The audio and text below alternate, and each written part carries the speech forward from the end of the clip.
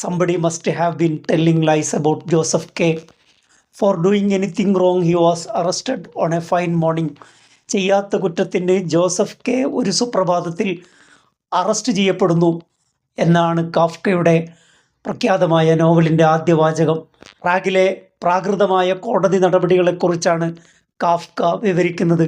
പ്രാഗിലെ കോടതികളെ ഓർമ്മിപ്പിക്കുന്ന വിധമാണ് സുപ്രീം കോടതി പല ഘട്ടങ്ങളിലും പെരുമാറുന്നത്.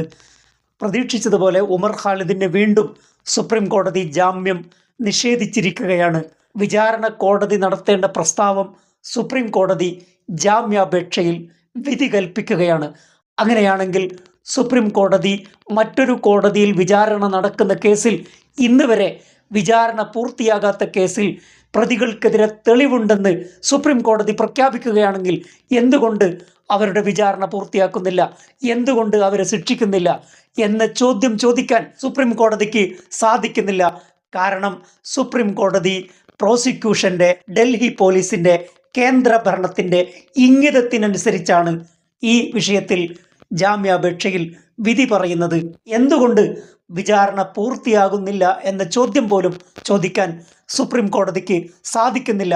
ഡൽഹി പോലീസിനും പ്രോസിക്യൂഷനും കേസുകൾ വിചാരണയില്ലാതെ നീട്ടിക്കൊണ്ടുപോകാൻ, നിരപരാധികളായ ആളുകളെ കെട്ടിച്ചമച്ച കേസിൻ്റെ പേരിൽ അനന്തമായി ജയിലിൽ പാർപ്പിക്കാനുള്ള അനുമതി കൂടിയാണ് ഇന്ന് സുപ്രീം കോടതി നൽകിയിരിക്കുന്നത്.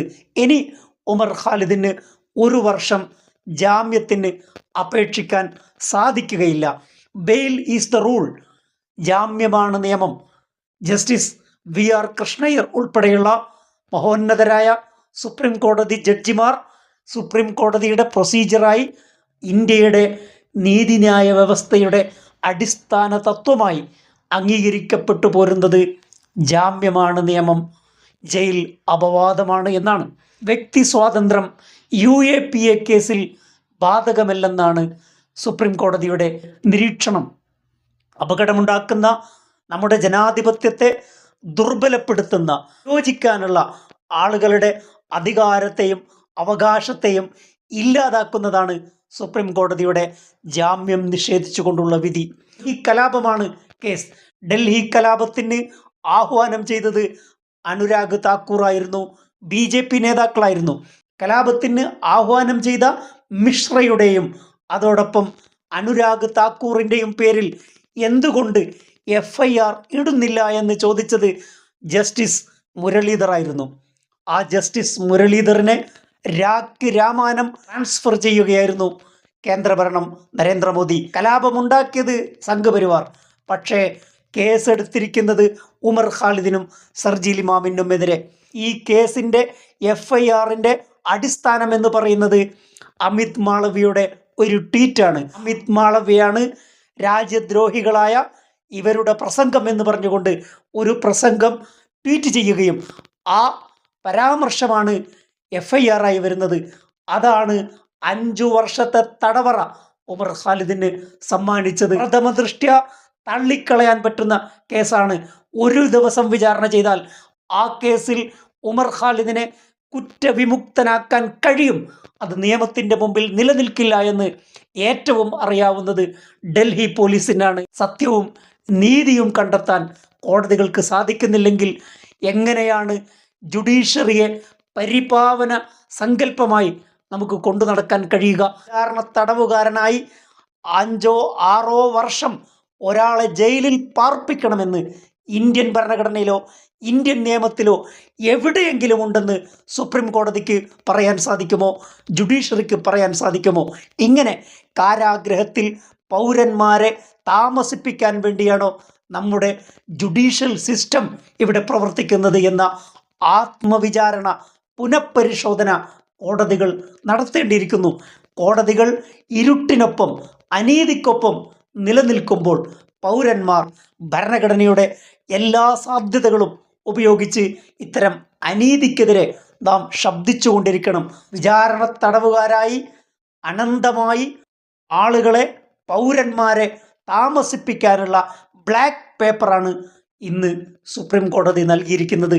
ഇത് നീതിക്ക് വിരുദ്ധമാണ്, സത്യത്തിന് വിരുദ്ധമാണ്, അന്യായമാണ്. കാരണം നീതി നിഷേധിച്ചുകൊണ്ടല്ല നമ്മുടെ നീതി ന്യായ വ്യവസ്ഥകൾ പ്രവർത്തിക്കേണ്ടത്. തെറ്റുകാരനാണെങ്കിൽ വിചാരണ പൂർത്തിയാക്കി ശിക്ഷിക്കുവാനുള്ള, പണിഷ്മെൻ്റ് നൽകുവാനുള്ള ആർജവമാണ് കോടതിയും പ്രോസിക്യൂഷനും കാണിക്കേണ്ടത്. കൊടും കുറ്റവാളിയായ 2017 നിരവധി ആളുകളെ ബലാത്സംഗം ചെയ്ത, കൊലപാതകം നടത്തിയ ഗുർമീത് രാം റഹീം 14 തവണ പരോളിനിറങ്ങി. 15ാം തവണയും ഗുർമീത്തിന് പരോൾ നൽകിയിരിക്കുകയാണ്. ഉദാരമായ ജാമ്യവ്യവസ്ഥ.